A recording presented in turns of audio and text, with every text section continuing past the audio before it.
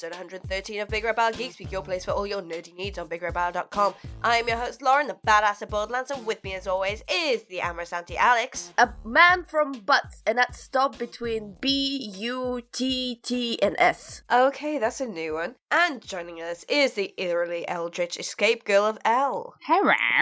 Hello! Like, I didn't even write this one, and I'm loving eldritch.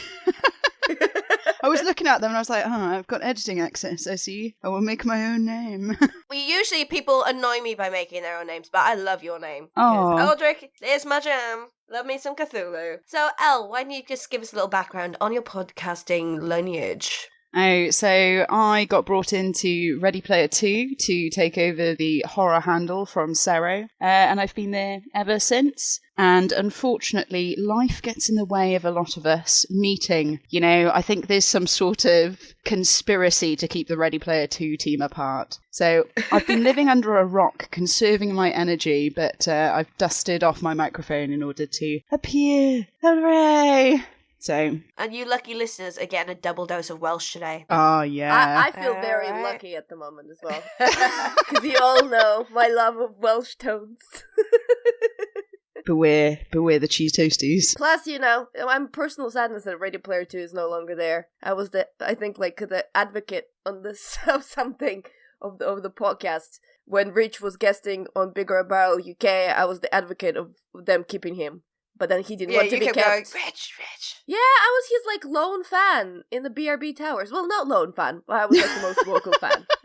I'm pretty sure Coleman liked him. Oh, yeah, he did. Is he working on his second book now? I think he is, actually, and he's got his own business, so well done, Rich, Ooh, you know? Yeah. Doing all of Rich. the adulting right there. But Yep. no, Coleman's listened to us before. Stupid adulting that keeps him away from recording podcasts, goddammit. Oh, well. Oh, well. Alright, so on to Time Waste of the Week. This might be a little late in the game. Ha ha ha. Given everyone's love of Stranger Things, and I think everyone's had enough time to binge the entire season now that it's been out for 2 weeks. Wait, you're saying there are spoilers in this game? Probably. I haven't completed it yet. Ooh, okay. Yeah, so I haven't completed it yet, but I've played enough of it. It was introduced to me about 2 weeks ago when my friend Steve came into the bar and he was stuck on a level. And I just give it here. Just did a few bits of the level for him, give it back, and then okay, now I need to play this game because that was amazing. And it is Stranger Things, the game. So it is free to download, free to play. It is done in retro 8-bit style, even got MIDI tunes as the theme track. Absolutely fantastic, beautiful visuals. At the start, it takes a little while to load up on your mobile device. It is a mobile game, and it's available on Android and iOS. But once you're in, you can play as multiple different characters. They all have different skill sets. You start off as Hopper, and he has a super punch with that does increased knockback. So when you punch things, they knock right back. So it gives you a bit of breathing room when you try to attack things. When you play as Lucas, he's got his slingshot, obviously, which helps you reach faraway switches. I haven't played as Levin yet. Didn't get to her. Played as Micky. Played as... I'm the brain fart. His sister. What's his sister's name? Nancy, that's it. Played as Nancy. Steve's got his bat. His trusty dusty bat. Oh, yeah. Love Steve's bat. Mama Steve. Single mom. Oh, he is single mom goals. But it's an utterly fantastic game. Brilliant for when you're travelling.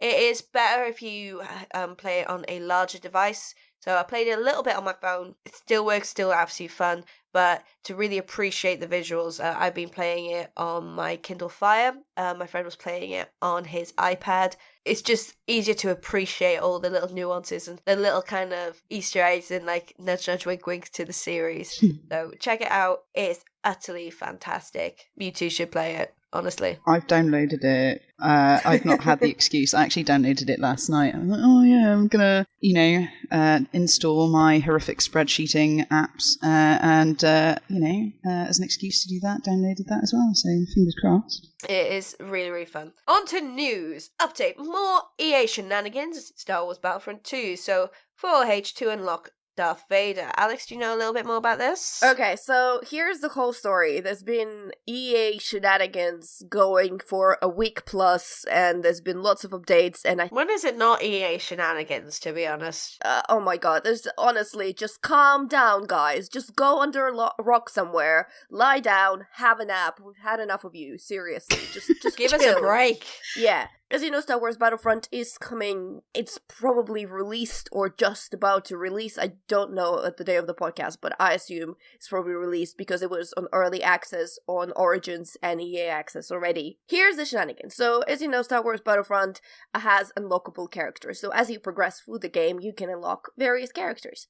And someone on Reddit went to calculate how long it would take to unlock some of the highest tier of characters, which is Luke Skywalker and Darth Vader. And he calculated that if a player collected the in-game currency and not spent it on anything but waiting for them to get that character, it would take them 40 hours to unlock Darth Vader. Which is a lot, if you think about it, especially since it's the main character for the game. You know, you don't get a Mario game and expect to play like a secondary Mario. I don't know anything about Mario, I'm really sorry. It's so weird as a concept. It's like some people don't have that much time to sink into games anymore. You know, adulting, parenting duties. 40 hours? Come on, not for Darth Vader. But that's the thing. The way it's done is because there's a bunch of microtransactions in the game, and the whole progression is based on the fact that players will be buying loot crates and other stuff and coins with their own money to progress through the game and get to this big characters faster. So then EA kind of went on Reddit and they wrote about microtransactions, and that comment became the most downvoted comment on Reddit history ever. For reference, the most downvoted comment before was the guy or girl, I don't know who, but they asked specifically to be downvoted. So, and they were like in 25k downloads. Yeah, whereas EA were, I don't remember, but the numbers that I hear from are like in hundreds of thousands, basically. It's either 300 or 1,600 thousands, yeah. And following that, EA decided, hey, you know what would be great? Let's do Reddit Ask Me Anything, because it went for us so well the first time. Oh, bad idea. Everyone, of course, pretty much asked them about microtransactions and all of that, and they pretty much ignored half of the questions and answered them very selectively, so I think it's fair to say that did not go well for them either. And then finally, I believe it was either yesterday, we're recording on Saturday the 18th, or a day before yesterday, they released a statement where they had temporarily underline, capitalize, bold, whatever you want, switched off microtransactions because of the people's outcry. And I think that's all the stories so far. I mean, there are some ancillary crazy stories that I don't want to go into detail, but that's been EA's week. It's just so bad. It's like, I see that our house is on fire. How can we make this better? Gasoline. Honestly, a true choice. Gasoline. Yep. Just, oh man. So bad. You know what? I appreciate them switching the microtransactions off, but to be honest, when you think about it, that is the only real thing they possibly could have done at this point to make the goodwill of players any better. And to truly do good on their promise, they would have to rework the whole progression system, because right now, and this is not a speculation, it's based on fact and people playing it and trying to unlock things in the game, it's all based on people buying loot boxes with their own money. And if you don't, you're going to spend ridiculous amounts of time in the game. And you know what? I played the first Battlefront a lot. I probably played it beyond 40 hours. But that game didn't really have microtransactions and everything. Like, guns was the only thing, but I didn't really care. And it was some of it was linked to levels. Actually, I think so. I can't actually remember how it looked guns. But it wasn't characters, is my point. And characters are more important to Star Wars, I think, than the guns, and the gun progression is not the first, Battlefront has not been the first to done that. They have the similar system on COD, which I'm not saying is a good system, but I'm just saying, compared to locking Darth Vader behind 40 hours or however many dollars it takes to unlock him is completely crazy, since he's one of the main characters of the game, and you get the game to get Darth Vader. Yeah, because I was playing Battlefront last year, and it didn't hold my attention for that long. I love Star Wars, but it definitely did not hold my attention for 40 hours. And if I'm paying full price for the game, I am paying extra for that. Especially seeing as the price is already quite high already. I think the thing that's left the biggest bad taste in my mouth is that downvoted comment. It's, well, we wanted to make things, a great sense of achievement when you unlock these characters. Well, why put in pay to play then? Like, if you're bigging it up as Yeah. you should be so proud that you've unlocked this, why give us an easy way to get there? It's not authentic, yeah. It's cheating. So yeah, there we go. That has been the EA's week. Like, there's been a lot of other comments, like the main campaign is buggy and so on, and I've been on record many times on various podcasts saying that I'm not sure if I want it to get Battlefront. It's a bit sad because I'm always interested in the story campaign, and I always wanted to play for that, and I think they took a really interesting angle on it because there's not a lot of time we get to play as a Star Wars baddie. Yeah. Like, we're usually good guys and heroes and fighting against the Empire, and now it was returned. So that, to me, was really interesting and something that I really wanted to try, but I don't really want to support this kind of structure. And here's another thing I want to pose to you, because here's the thing, right? The decisions about microtransactions have not been made by the devs, or the most visible people in the public, the developers, the level designers, the people who made the story, the sound designers, the gameplay designers. They had nothing to do with this. They were just making the game that they're proud of. These are the decisions that have been made by executives. And you know how we say vote with your wallet? Well, if you're voting with your wallet, I'm not sure. I mean, it kind of shows that they listened. I don't have a guarantee that the executives will be affected by me not buying a game, but I definitely know that the devs who don't deserve this will be affected by me not buying the game. So at the same time, I want to go, I'm sorry, devs, because I appreciate, I mean, by all accounts, it looks fantastic and they've done a great job on the game itself, but I don't want to support that kind of strategy. And there's news coming slightly later in the topic that I think will return to this argument, but what do you guys think? Like, how do you tackle this, wanting to support devs but not wanting to support the business structure that the executive or business developers behind the games are doing? Don't use the microtransactions. Prove to them it's not gonna work. Because it's like Hollywood rewrites, remakes. Like, there's a whole issue this week with Justice League, with the issues of reshoots, rewrites, and like Suicide Squad issues, rewrites. And they were never the decision of the movie makers. They were always decisions of executives based on what they've seen other people do. We need to show these executives it doesn't work. And it's much easier in a game like this than going to the movie, because you can buy the game, you can play the game, you can appreciate the effort and the quality of it. Just don't buy into the crap that the executives have forced upon it, i.e. microtransactions. So if you ignore that and play it normally, then it shows them like, oh yeah, that thing that you decided to put in, nobody wanted it, they're not using it. There's been a massive PR backlash. You know, you can't deny the absolute ton of voices that have called EA out on this. And that's something that an executive board or a CEO can't have escaped. You know, it comes to something when the BBC turns around and goes, hey, EA, do you want to comment on this? Because it's not small-time blogs, it's the BBC who are just like, hey, do you want to comment on this fire that you started? That'd be great if you could. And I think having that serious discussion is something that will have grabbed the attention of CEOs to the point where they're probably thinking, how can we avoid this level of backlash in the future? And hopefully they'll learn from it. Here's hoping. Fingers crossed. Yeah, fingers crossed. On to something a bit happier, hopefully. Again, fingers crossed. Lord of the Rings to be adapted into a series on Amazon. I haven't actually read this story, but is it the entire thing? Is it like Silmarillion, Hobbit, everything, or was it just the 3 books? They haven't really specifically said, but I think we talked about this before, and I think you weren't on that show, Lawrence, so that's maybe you don't know. But before this has been announced, there has been news of Jeff Bezos, who's the head of Amazon, basically hunting for a new Game of Thrones for Amazon. And we went at length to discuss how they've already been changing the structure of their shows, and some of the smaller, more quirkier shows have been cancelled because they didn't fit their new strategy. And obviously, now you can see that what they've come up with, well, what's the greatest, biggest other fantasy out there other than Game of Thrones? Lord of the Rings. So that's what they're doing. And they've not really said anything. That's just their plans. They're like, yes, we're doing it. Yay, hooray us. And we're so happy about this. And all our press statements is about how delighted we're to be adapting this universe. So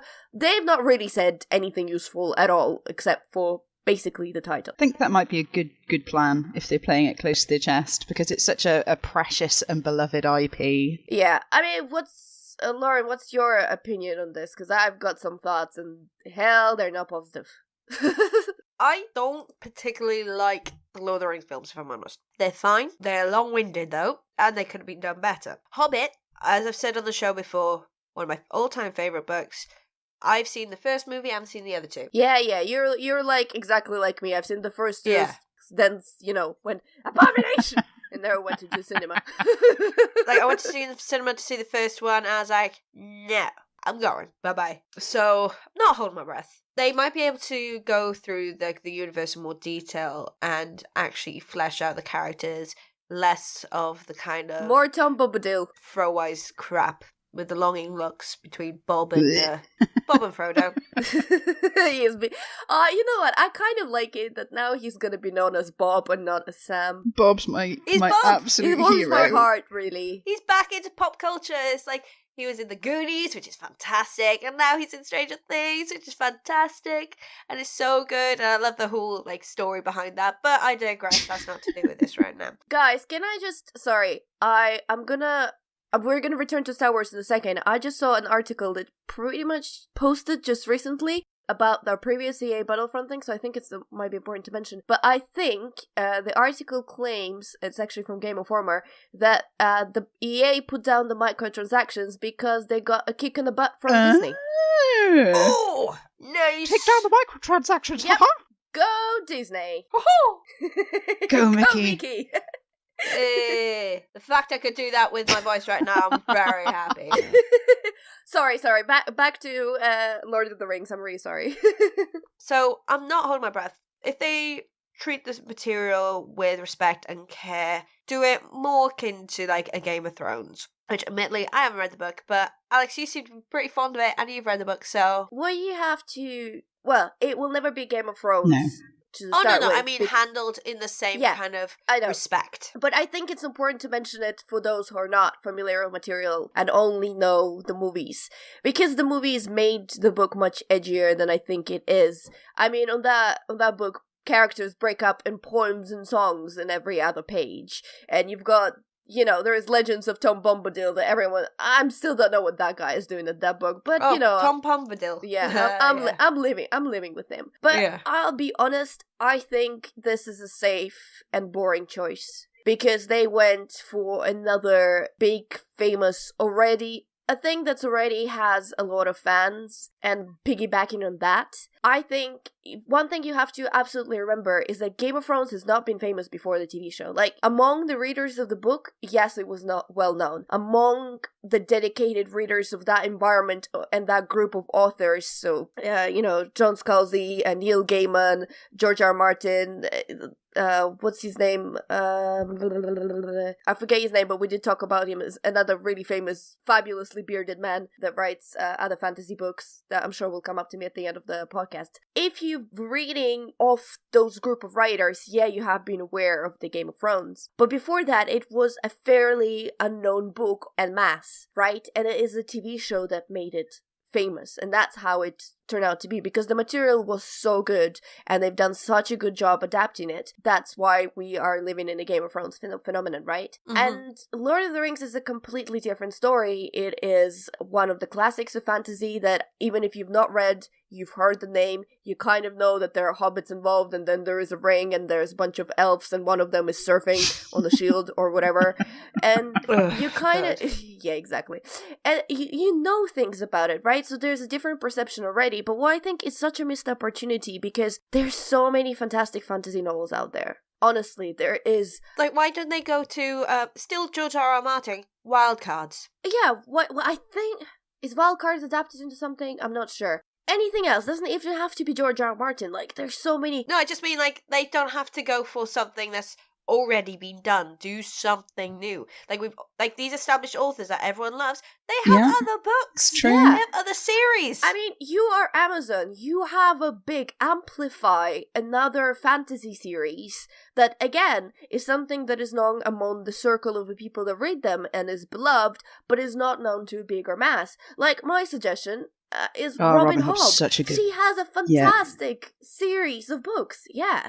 I mean, there'll be some and mech adapted to TV show. There'll be some challenges, but that would be with any book. But it is a series that's been going on for a while, and the reason why is because it's a fantastic series, and it's got a dedicated audience, and, it'd been something to amplify, right? It'd be something interesting to latch on, and something different. Whereas Lord of the Rings is well, been there, done that. I'm gonna play devil's advocate for a moment because I can. Ha ha ha ha. So, I had a very, very similar negative reaction when Disney took ownership of Star Wars. I was terrified of what they were going to do to it because I love Star Wars. Star Wars is amazing. It has a wonderful universe.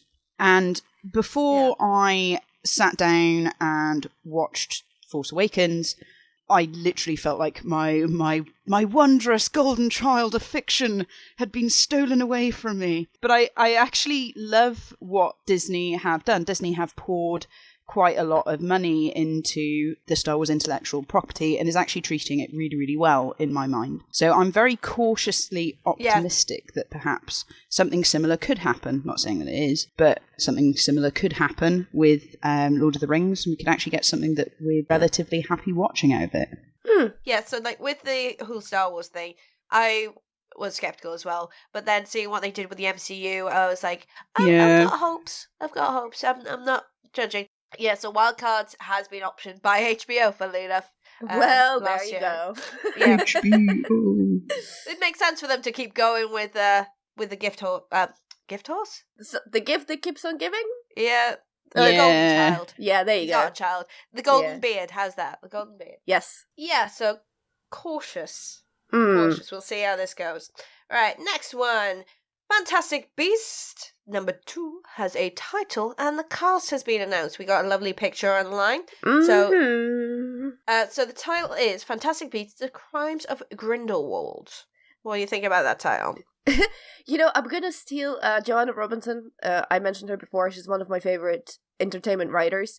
But she posted a tweet and we're like, people, we love Dumbledore! Yay, put him in a beautiful blue robes. Looking very Dumbledore-y. People, hey, we hate Johnny Depp! Movie execs, let's name a movie after him. And that's how I feel. They couldn't really avoid it because he's playing Grindelwald. I know. They could have done the reshoots like they've done. Like the movie, the issues with him started before the movie came out, so they could have easily done the reshoots because it is literally, he is just at the end and a little bit at the beginning. So those reshoots would have been so easy, and they hadn't filmed the second one at this point. So they could have recast him, but they didn't. They decided to stick with their guns. Remember when we had a beautiful daydream on this podcast when we hoped he was going to be recast? And I think by the end of that segment, we almost convinced ourselves. And so now, and I was like, nope, the a-hole is still here. Yeah, Yay! he's still there, unfortunately. But the rest of the cast looks fantastic. Ezra Miller's still there. So I'm guessing his Obscurus didn't destroy him after all. Like, it was threatened to when Newt was going on about it. Because I rewatched Fantastic Beasts and went to find him a couple of days ago. And we got a look at Leta Lestrange and Theseus, who is Newt's brother. They're holding hands, so there's some sort of love triangle going on there. Okay, I may butcher this name, but Maledictus? Yeah, I think that's about right. So, Maledictus is played by Claudia Kim, who seems to be snuggling up to Ezra Miller's... You know what? I cannot... Credence. Thank you. Credence. Oh god, that was killing me for the whole segment. I was trying to remember his name. Because I keep thinking of Credence Clearwater Revival when I think of his name. That's amazing. Yep. So they seem to be snuggling up, and I think on Potterverse, she has a blood curse, which turns her into some sort of beast herself. Is that right? I'm not sure. Apart from casting and the name, I think I'm gonna stay away from all the news, because I really love Fantastic Beasts, and I want to be a virgin when I come to watch it. If anyone can understand that, I can understand that, darling. Yep. But one thing I did note from the image, so all we have is a beautiful image of everyone in their costumes.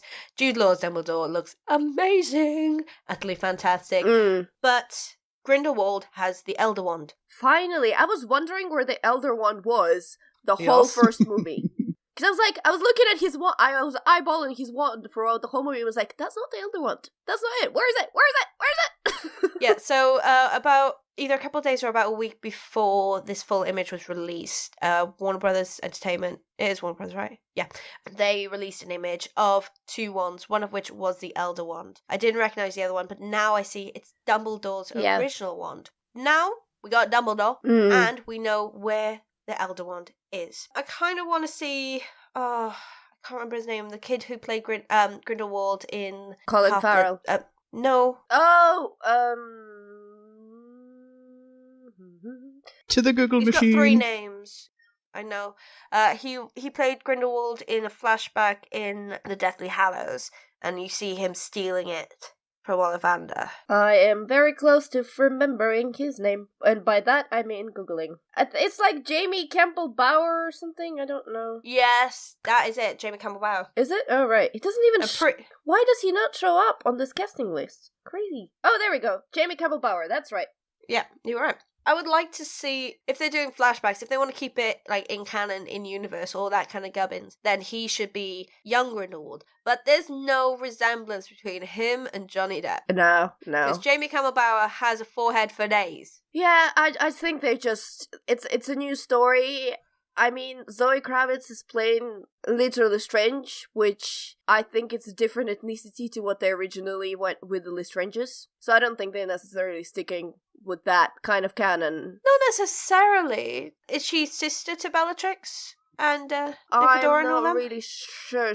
I think she would be like grandmother or mother, kind of their tree. Well, if she's grandmother, then... Possibly. I mean, it's possible, she but could I be it. think, you know, this is not, I think Zoe Kravitz is an excellent choice. I actually really love her. So there's nothing, she's you know, amazing. this is nothing about, they chose a person with the wrong color to play this family member. No, honestly. Don't give a flying crap about that. Yeah, I'm not sure. I don't necessarily think they should stick that much with the continuity of looks. I mean, to be honest, like, you know, the fact that he doesn't look like Jamie Campbell Bower, if that's an excuse to kick Johnny Depp out, I'd be all for it, but apparently that's not an excuse, so what do I know? I think Jude Law is a fantastic kind of version. What I like is that picture. He is doing so well, because he actually embodies Michael Gambon in that picture already, because I always thought, right, that Michael Gambon, the way he was holding the wand was always very peculiar, and I was always like, I'm not sure, like with the whole palm, and that's exactly what Jude Law is doing, which is a hand gesture that you'd think, that's a bit weird when you're watching the movie, and then you kind of move on, but then you see him doing that in a photograph, and you're like, yeah, that's what Michael Gambon was doing, that's Dumbledore. And the way he kind of like holding himself, it's just an image, but he kind of makes me think like, oh yeah, you're going to grow into Michael Gambon's Dumbledore. It's like, I wasn't a fan of Richard Harris's. Oh, were you? I loved him. No, I thought he was a bit too dithering, if that makes sense. Michael Gambon's Dumbledore has that kind of cheekiness that, like, he is quietly badass kind of vibe about him. I mean, Michael Gambon's Dumbledore did need a couple of movies to get, I think, in his Dumbledore prime. I mean, I really like Prisoner of Azkaban, the movie, because I think it's just stylistic, and Alfonso Cuarón just went completely off the reservation and did something really weird, magical and weird. But I don't think Michael Gambon, when he was channeling Dumbledore in that movie, he really knew what the hell he was doing. But as the movies progressed, he became more and more, and then by the end, he was Dumbledore, and no questions asked. Yeah, it's like when you get to the Half-Blood Prince, and they're standing in the middle of that lake. Yeah. And he's just finished drinking all that potion, and he just stands up, and he's whirling the wand around above his head with the fire. I think, right, you are epic. I love you. I'm pointing at my wall right now. I am that enamored with him. Like, yes. Yes, please. I am down for that Dumbledore. Yeah. Elle, have you watched Fantastic Beasts? Do you like the movies? I did. Do you know what? I'm not a massive Potterhead. However, did read the books, did watch the films. I actually really enjoyed Fantastic Beasts and where to find them. I found them really enjoyable. And this is coming from someone who is a chronic grump when it comes to things that I'm not a massive fan of. So I have one of those Cineworld cards. Oh, yeah. May as well, rock on it. Yeah. Fantastic Beasts, nothing else is on. Really enjoyed it. Really, really thoroughly enjoyed it. So I'm really looking forward to the next one. Hopefully it'll be as charming, I hate using that word, charming, as the previous one, because I actually had a whale of a time. Fantastic. Boost. So we will look forward to seeing more about that, or Alex will look forward to not seeing more about that and waiting for the film. Alex will live in a little Fantastic Beast-free cave. It'll be cozy. And second week in a row, we have some Deadpool news. Yay!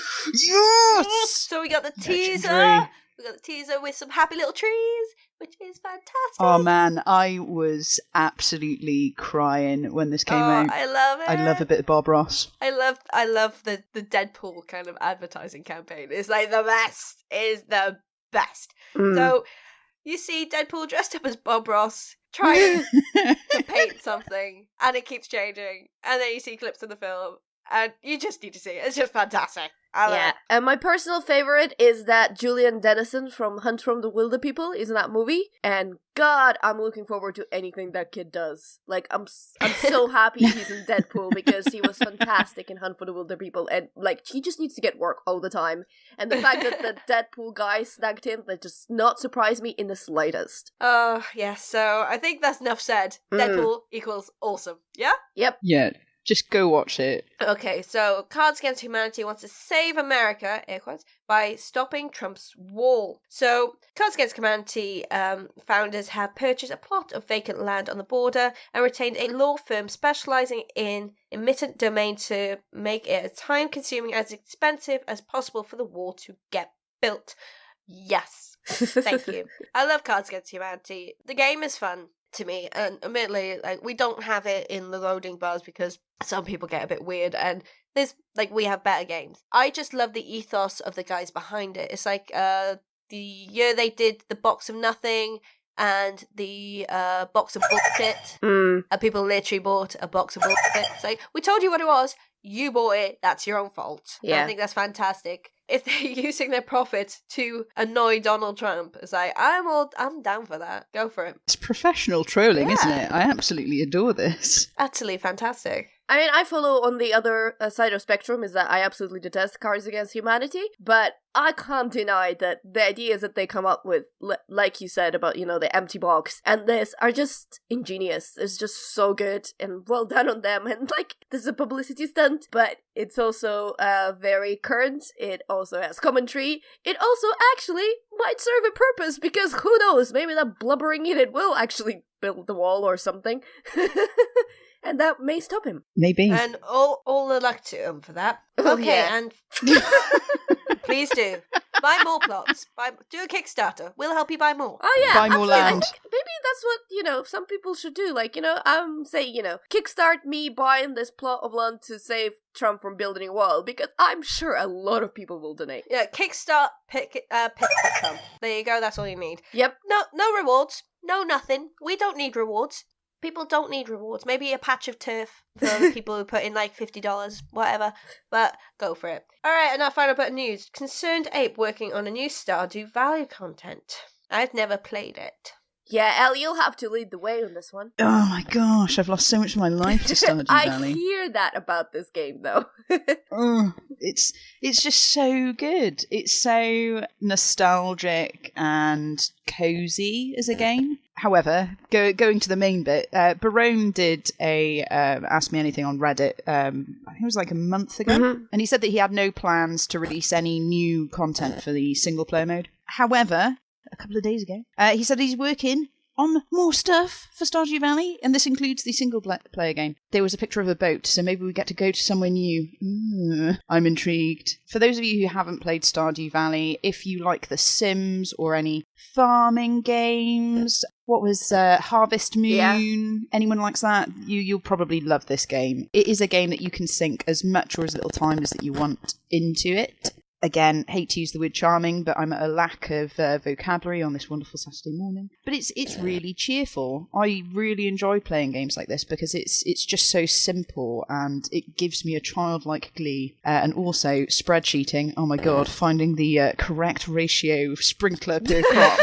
Let me go. Let me at 'em. But yeah, it's a really fun game. It's right up my street, and I'm so glad that Barone's working on a little bit extra for us who have already done all of the things that are possible in Stardew. It's available on all platforms, right? As far as I understand. Yeah, I think it recently got brought out on the Switch as well. It'd probably be a pretty good game on the Switch, if I'm honest. And I think it's going to be available on all the platforms. This new update should be not kept to just any one singular platform. It should be across all of them. Cool. Fantastic. Okay, so that's it for news this week. Alex, you had a bit of a hard on for spies this week, didn't you? I know. Sorry, I was trying to make a spy hard joke and it failed. It's fine. I actually got you, which I don't know. Yeah. It might be just a testament to how long we know each other that I knew where you were going with this. Yeah, so I had a bit of a spy week. Like, in my head, it makes sense. You know, there was Thor Ragnarok, and I was like, more Tom Hiddleston things. Oh, I'll rewatch The Night Manager. I've actually spoken about The Night Manager before, but it's a 6-episode miniseries with Tom Hiddleston, Olivia Colman, and Hugh Laurie. And Tom Hiddleston is a night manager that gets be involved in the spy plot with Hugh Laurie, who is trafficking all kinds of horrible weapons all around the planet that we live in and giving it to all nasty, horrible men. And Olivia Colman is a secret agent who is sort of was been hunting Hugh Laurie's character, Dickie Roper, for ages, and now finally with Tom Hiddleston, Jonathan Pine, he's actually had a chance to get closer to him and maybe finally nail him in the coffin. I said about this before, I think, Billy, when I talked about it. I really think this is a really great miniseries. It's available on Amazon Prime, so if you subscribe to Prime, you can watch it right there. One annoying thing about it is that, well, annoying to me, is that it seems like every girl that gets in the same room with Tom Hiddleston is ready to drop her panties all the way to China pretty much immediately. And you're like, okay. I mean, I get you, girl, but maybe not that fast. But it's a really interesting project, and it's actually that it's been directed by like a female director throughout, so it's interesting in that sense.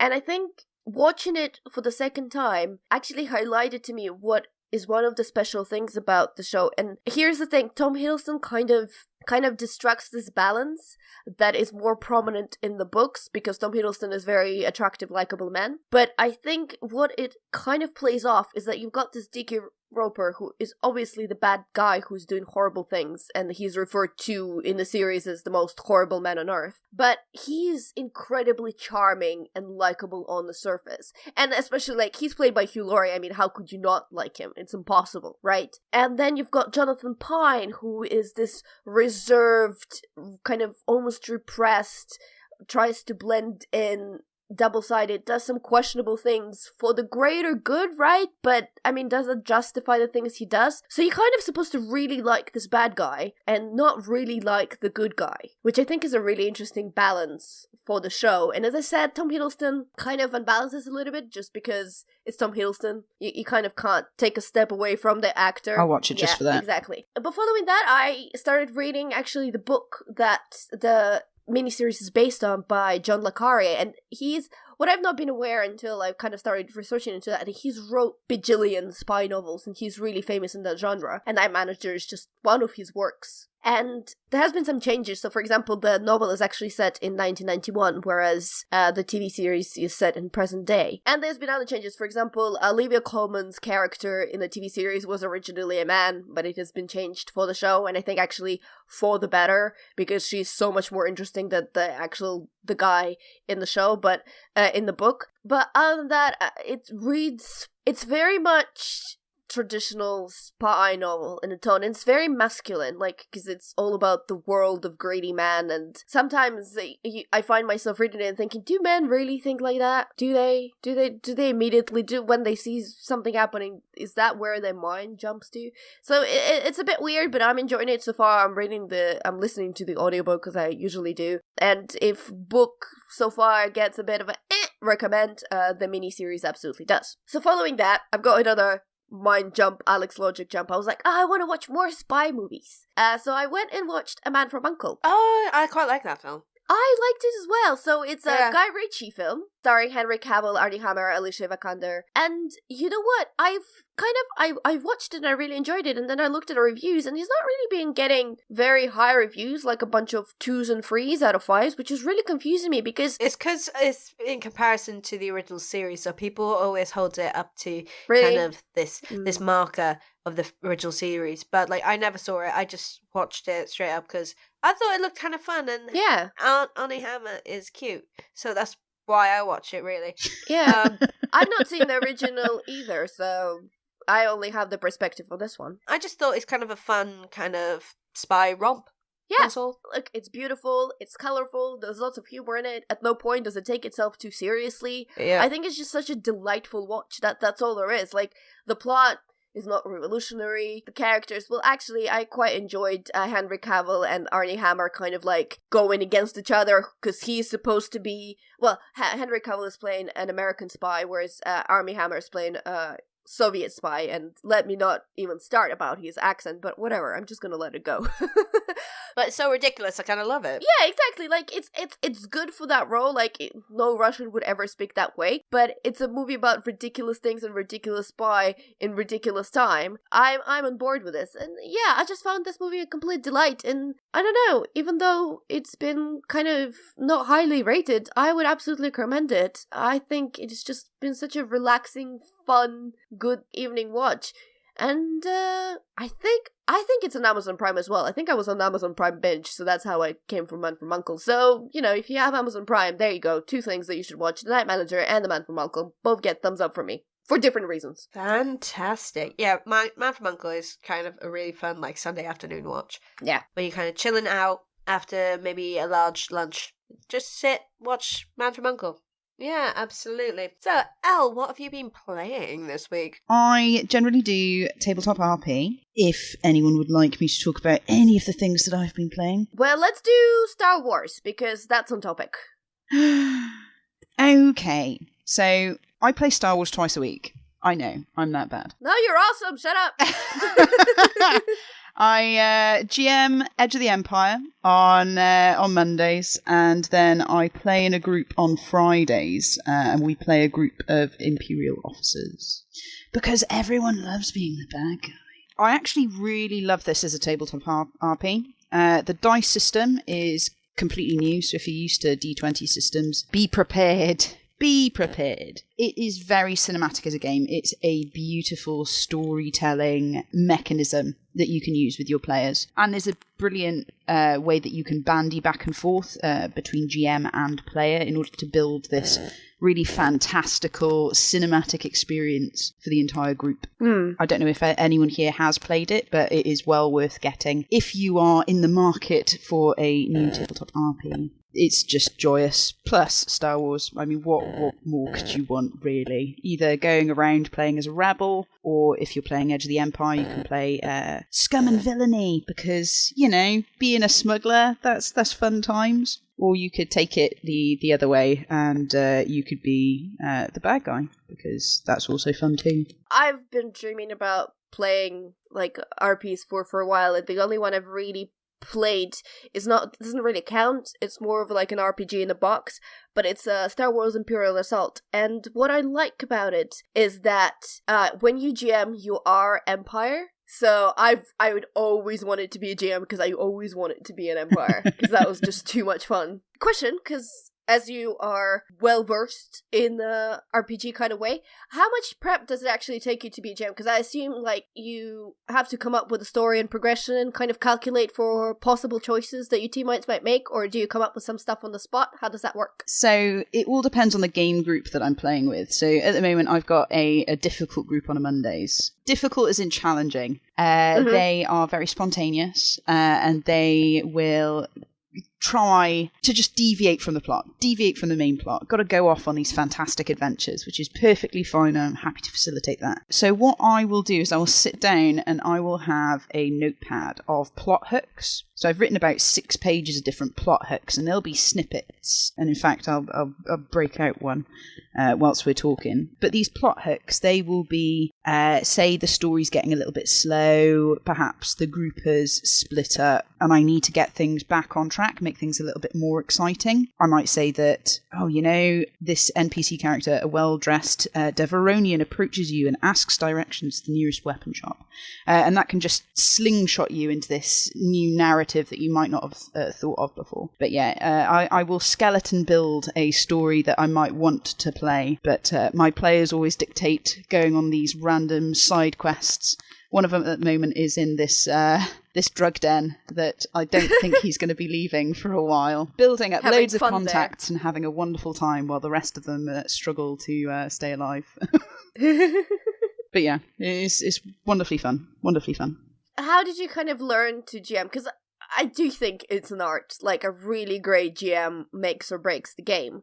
So, is there someone kind of like maybe GMs that you can recommend that people can watch or follow their instructions or something like that? Or was it trial and error? Or did you just play a lot of RP so you're like, okay, now I get it, how to do this? I'm really lucky because I got to play a load of RPs when I was younger. And I think it's almost like the art of conversation. I think the more experience that you have playing RP games, the more notches that you have to bring out if you want to GM. I think building your own experience is always wonderful. I think you actually performing the role of GM, even if you start out, just be brave. You are totally capable of holding these wonderful conversations and leading these wonderful journeys. You just need to be invested in making sure that it's a fun environment for everyone. I think that's what I really truly believe when you become a GM or when you want to be a GM. Just look out for your players. That's all you're there to do. Just make sure that you're facilitating their wonderful adventures, their story, helping to build it with them. If you want to sit down and listen to podcasts, they're always fun to do. It's what I do on my commute. I listen to Peaches and Hot Sauce podcasts. Mm-hmm. They're very, very entertaining. I can't remember their one-shot podcasts for Star Wars. Yeah. Absolutely hilarious, especially the random side quest ones with Binbon and Jubna. Please don't drive when you're listening to these, because we've had to pull over onto the side of the road before because I can't stop laughing. So please, if you're listening to One Shot, please don't do it when you're driving. Maybe when you're on the train. But yeah. Lauren, it might interest you that Dan Harmon, I think, has an RPG show. Awesome. Sorry, I'm slightly fading away. Oh no. No, that's fine. I can't remember. Someone sent me the link. I might include it. I'm sure lots of people that listen to us know about this already. I'll include the link to his RPG show. I think it's coming out on YouTube. I'll include it in the show notes so people can check it out. And I'm blanking out on it at the moment, but yeah. Is there anything else you want to talk about, Elle? To be honest with you, Hellblade's really entertaining. It's something that I've been spending really dusky evenings sitting down and playing on the PlayStation 4. If you're a fan of psychological horror, I would recommend this game just for the story. I have been told to play it because it's a Welsh bird, isn't it? It's about a picked, isn't it? So it's very, very Celtic. It's dark. It's gritty. Yeah, I confused someone the other day because it was like, yeah, she got woad on her face. It's like, she got what on her face? And you're just like, oh yes, that wonderful jaunt that we had to Llangrannog back in the day. Oh, Llangrannog, oh, yeah. The Welsh village, St Fagans, yeah. Fagans, all that kind of jazz. Welsh massive. Llancairchfawr, all that. We're not swearing in Welsh, we're saying place names. Yes, I promise you, we're not swearing. It's not really winning me over in terms of gameplay. I find the hack and slash rather dull. I don't know whether that's me becoming cynical in my age. I find it a little bit boring and repetitive until you get to the boss fights where they're a little bit more exciting and things behave differently. Excellent. But I love this world that they've made, this story. It's got such a depth of thought that they've actually gone out and done research with neuroscientists and psychologists and taken people who do actually suffer from certain mental illnesses, and they've done the research in order to portray this horrific journey through someone's psychosis in a very brilliant way. It's amazing. I love it. Like, great, brilliant, have a biscuit. Yeah, I think the Game Awards have released their nominees lists like last week or something, and Hellblade is in many categories. Yeah, it's so good. So good. The visuals as well. Absolutely stunning. Yeah, it looks stunning. Yeah. So I might look into that one. Okay. Much like Alex, I've been kind of binging a bit of TV this week. So I've caught up on all of Riverdale, which I'll get to in a minute. But something I do need to speak about, and we're recording on Saturday morning, and I purposely not watched the new episode that comes out today. It's Crazy Ex-Girlfriend. Do either of you watch it? Nope. I started watching it, and then something happened and I fell off, and I probably need to jump back on. Yeah, so it's 3 seasons in. We're like about halfway through the third season, and it is a musical comedy show done by Rachel Bloom. and she's utterly fantastic. I've mentioned her work before, and I've mentioned her before.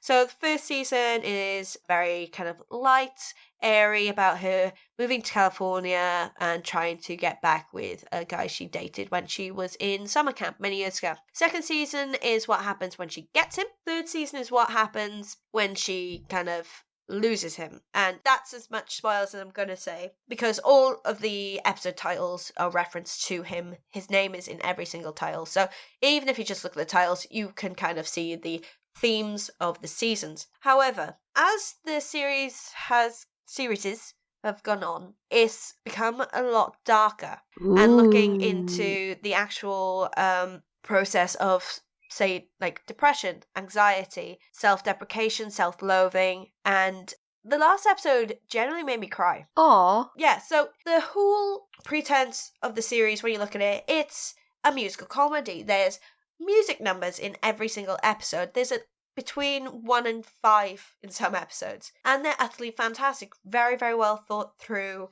Some of them are catchy as hell, and I've told you about them before. This one, the end is so dark and just so kind of real. You think, oh my god, yeah, I need to rethink some things about this series. This episode looked into her relationship with her mother, her relationship with herself, and her relationship with her friends. And I'm not going to tell you the end of the episode because you just need to see it. And it's just, for a musical comedy series, it hits very close to home. And you think it's, like I said, it's going to be all silly, all light and everything, but it deals with some very, very real kind of issues with people's psyches. I have a greater appreciation of TV series that are not scared to change themselves, do things a little bit different, kind of redevelop what they are because of where the narrative goes. I actually think if they're not afraid that they're going to lose an audience just because they're going to do a much slightly darker episode, that means they're doing more interesting things with their storytelling. Like, the episode has some, like, really, like, catchy songs as usual, but then it kind of just punches you in the heart. And it's the first time the series has really, really done that. And you're just thinking, holy hell. Yeah, that's real. Like, you can see where that character's coming from, what's going on in her head, and like, okay, right, okay. So it's like superhuman then. It is superhuman. He's like, I'm gonna go watch some Disney for about a month now. I watched Moana straight after it. It's like, okay, I need a couple hours to kind of reset. Thank you, Rachel Bloom. I'm gonna watch your other videos, which are a lot more fun. I still love F Me, Ray Bradbury. Oh, amazing song. Okay, and finally, I've caught up with Riverdale as well. Yay! Is it still Riverdale? It's still ridiculous. It's getting worse. Oh, There's a my drug God. called Jingle Jangle. Oh my. Oh no. There's turf wars. There's 2 rival gangs now. There's a love triangle. There's a murderous guy called the Black Hood. I'm sorry. Archie's gone vigilante. Like, this is Archie. He's gone vigilante. He's made a team called the Red Circle. It's like, dude, that sounds like a period joke. Why are you called the Red Circle? Why? It might be something to do with Archie's, like, original canon, why it's called the Red Circle, but it sounds like a period joke to me. So I've never watched any of Riverdale. Would you recommend this as a binge series? If you have nothing else to watch and you want trash. Okay. I, like, the first season, I felt compelled to keep watching it because it is trash. This season is getting ridiculous. There's, like, a rape storyline, which is kind of quite prevalent right now. There's, like, mob connections, there's rival gangs down the south side, then there's the south side, north side kind of divide. It's just a bit ridiculous. And to be honest, it's getting ridiculous to the point that I'm not, like, gunning to watch it. It's like, before I was like, okay, I need to see what the hell they're doing now. But this time, I left it, like, 3 weeks before I caught up on them all, and I did that the other day because I was ill and I couldn't sleep, and I couldn't decide what else to watch, so I thought, I'll watch that, I might as well. But it's just getting stupider and stupider and stupider. For the reference, I survived about 10 minutes of that show before I went, nope, switch off, makes me angry, switch off. I might have to try it just to see. Like, the first one was more Twin Peaks-esque, because you had this mystery, you had to solve it. Someone was found dead in a river. Very, very Twin Peaks. Yeah. This time, it's a serial killer. Okay. I mean, Really? still kind of very Twin Peaks. Spoilers, Yeah. I guess, for Twin Peaks in some way or another. I still haven't finished the new season. No, neither have I. I lost it because I stopped my Now subscription after the whole Game of Thrones shebang, and I haven't finished watching it. The episodes that I've seen at the first, they were mind-blowingly good, and I'm kind of gutted. It's another one of the series, you have to be in the right mindset to watch it. It's not like every day you can just switch it off and get into it. You need like a day. Yeah. And I got into the mindset for the first 3 episodes, and then I just wasn't in the right one, so I stopped watching it, and now I'm really gutted. I guess I'll just wait until they come out on DVD or something and get them, because they were absolutely fantastic, but it's not anytime watch. It's not an easy watch. Like, I think I got up to where Cal McLaughlin's in the casino. Yeah, I think I got past that, yeah. So I was fairly early on, but now I have a Now TV subscription my housemate has. So I'll catch up on it at some point. Yeah. I'll wait a little bit until I like you said, in the right mind frame. Yeah. Okay. Yeah, let us know what you think about what we've spoken about this week. If you want to do that, you can do so on the forums, BigRedBarel.com. You can also do so on Twitter. I'm at TheSweetShrimp. I'm a Dust2 _. And I'm at Escaping IRL. Ooh. And you can do so at BigRedBarel, use the hashtag Geek Speak. You could do so on our YouTube videos. You could do so on iTunes. Leave us a little review. Constructive criticism is always appreciated. You can also go to Facebook, facebook.com BigRedBarel. Leave us a little comment there. You can join the Gamer Night group there as well. Play some fun video games. Some shout-outs as well. Forums. Alex, do you want to do forums? Forum shout-outs to Richard Kirk and Stealthy Joe. Elle, do you want to do the Twitters? Okay, Twitter, Will Driver at WillDriver93, Gabriel Romo at SleeperHit79, and Josh Blees at BleezyBoy, Richard Kirk at Richard Kirk. I hosted a pub quiz again this week at Secret Weapon, and the team who won were our very own Bleezy Boy, Sean LeBode, lovely, and Brad, and Dermot. They were the largest team. They were a team of 5. Nerds! But they failed on a question where the answer was on last week's podcast. What was the question? Well, they answered it correctly, but there was like a bonus point if they remember it. So it's like, I did a round called Who Did What? So you had to name the actor and some characters for it. So one of them is name all the people who have portrayed the Hulk / Bruce Banner in live action only. So you got Lou Ferrigno, Bill Bixby, Eric Bana, Edward Norton, Mark Ruffalo. Yeah. There was a 6th. Oh. Well, He was the theme of last week's episode. I'm rubbish at actor names. Oh yeah, Taika Waititi. Yeah, Taika Waititi.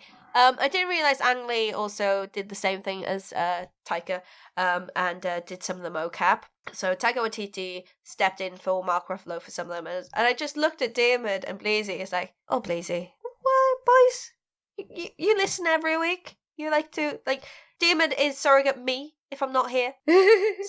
So how could you fail on that question? I even said, it's a sneaky answer. And it was 2 days after the podcast was released, so they should have bloody remembered it. Disappointed, boys. Disappointed. Yeah, so every 2 weeks there is a geeky pub quiz at Secret Weapon Loading Bar in Stratford. I write every second one, so the second one of the month. If you want to check that out. We also have Tabletop Tuesday every Tuesday at Scenario Loading Bar in Dalston, London town. You can go along. There's a new featured game every week, and you can win that game just by playing it and letting us know that you played it. You don't even have to win your round, and by 10:30 that very evening, it could be yours. Alex, what's the game this week? So the game this week is called Refruit. It's a silly, quite quick game about small fish trying to avoid getting eaten by the predators, by the sharks. And basically you play as players and you want to reach from one end of the coral reef to another, and you kind of want your opponent's fish to get eaten, so it's all about pushing your opponents into the big shark things. It's okay. I reviewed it if you want to look up my review on BigRedBarel.com. But it's it's quite fast. Be a good drinking game actually. So yeah, there you go. Cool. You can also check Alex out with lovely Julia over on Cookies and Booze. What are you playing this week? No idea. We are so good at this. I don't know. I'll ask her on Sunday. But, if you guys listen to this podcast and want to check out, we've already played it. So go on twitch.tv/cookies and booze and you'll see what we have decided on. Ooh. You can also join the Big Red Barrel Destiny clan. We have a PC one. We have a PS4 one. Do we have an Xbox One? Probably. I don't think there are that many people there, though, so you might be a bit lonely. Yeah, I think mainly they do the PS4. No, I don't know. PC Master Race is staying strong. Oh, they've taken over. Yeah, okay, yeah. fair enough. Anyway, one thing I do want to mention, Tales from the Borderlands is currently free, so play it! Sorry, I just remembered that. Is it on PS Plus or somewhere? Where is it? Where is it free? I can't remember. I'm dying. Okay. Find never it. mind. Find it where it is free, and then play it, for it is good. Yes. We'll put the location in the show notes. Sorry. Yes, I'm fading away. She is I dying. think- She is dying. I'm dying. So we're going to end this podcast. I want to give a very, very special thanks to Elle for joining us this week. Thank you, Elle. And you can listen to Ready Player 2 with her dulcet tone. And pterodactyl screeches. And more swears. I've been very restrained. So for episode 113 of BigRedBarel Geek Speak, I've been Lauren. I have been Butts. And I've been Elle. And we bid you goodbye. Bye. Butts.